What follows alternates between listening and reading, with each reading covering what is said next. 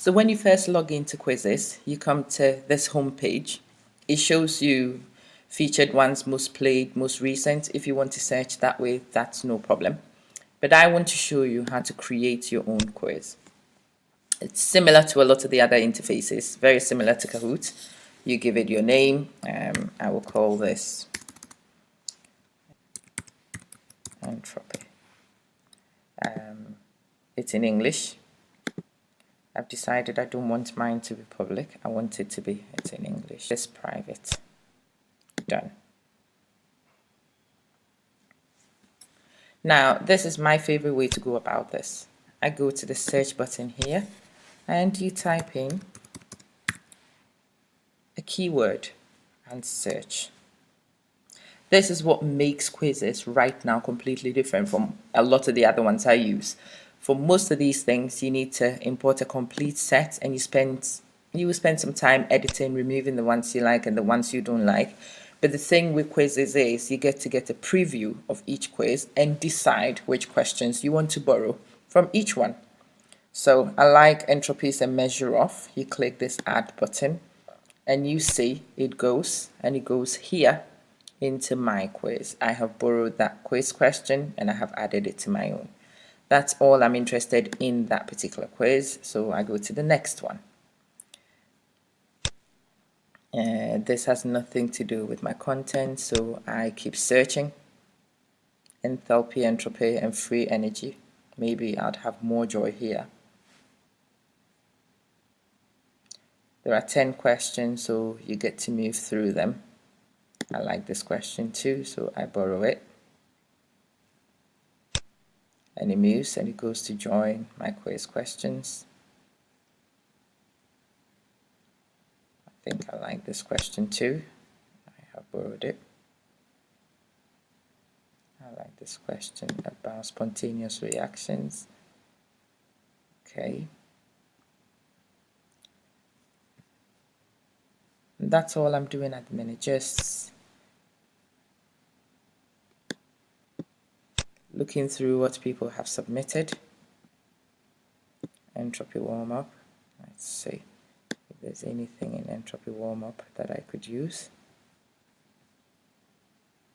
So depending on what you searched for, you may or may not find a lot of questions that fit. Okay. Enthalpy, entropy, and Gibbs free energy might be more helpful. I have 15 questions to preview and to select from. Okay, start from the beginning. The SI unit for heat energy. Okay, maybe I would use that.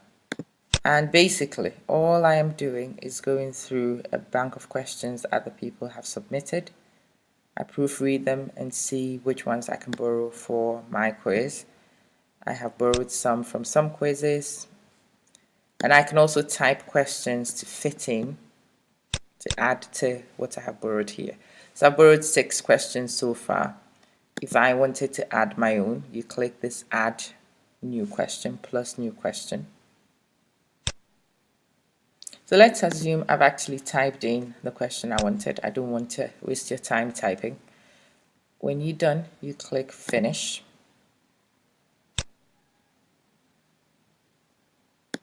And one of the things you need to keep remembering to do is question 1. Question 1 is by default a blank question. So I am removing question 1 because it didn't have any options. Yes, I do want to delete it. And I can finish my quiz. I select what grades it applies to. This was a grade 11 quiz. It's applicable for grade 11. So I'm selecting for grade 11. It is biology. You select whatever is more applicable. None of these describes it enough for me, so I'm going to choose other.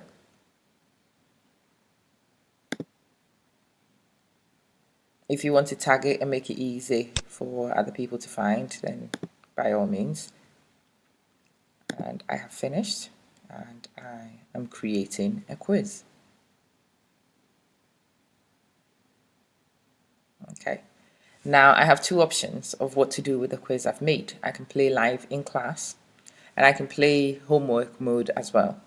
Live, I give the students the code, the students play in class, I get the feedback instantly. And homework mode, the students could be at home, they could play the quiz, and I still get the feedback almost instantly. If you selected somebody's quiz and you want to preview and to see the correct answers, you can do so over here by clicking that button. You can see the correct answer and the wrong one. So when you click on the view, the I button, you can preview and check. And basically, that is how to set up a quizizz game. I am going to now try, and I'm going to sign in as a student and show you what you experience when you play this game as a student. When you want your students to play, you ask them to go to quizizz.com.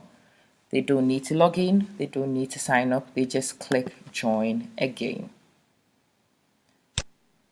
And when they click on join a game, it brings them to this point. You need to give them a quiz code, which would generate for you once you click play, and then the students enter the code and proceed. Okay, so the student enters the code you give them. This occasion, the code is 259457, and they proceed. You have to remind the students to put names you recognize from the gradebook, otherwise you will end up with students like this joining your class, and they join the game. Okay, so once J-Lo is in class, the teacher on the teacher screen clicks start, and we have a lovely countdown which allows the students to prepare for quiz mode. Okay. So the question comes up, the student reads the question, the student selects, and if the student has selected the right answer, they get these memes. The students actually do like it. All right, right now I am rank 1 because I'm the only person in this game. But it gives you a rank as you go along. The SI unit for heat is, so I'm assuming the student doesn't know and selects what.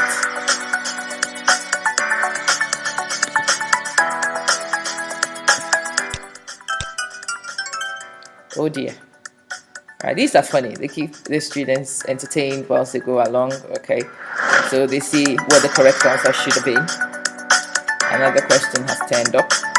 So again, if you answer correctly, you get instant feedback. If you get it wrong, it gives you instant feedback too. And it tells you the correct answer if you get things wrong.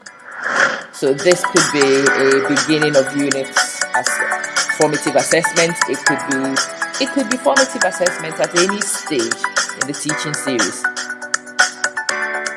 Student selects, you get instant feedback, and so on. Right. Let's finish this one. Select anything. Okay. These always make me laugh, and the students are very similar too. Okay. So I'm all done. But this is where the magic actually happens.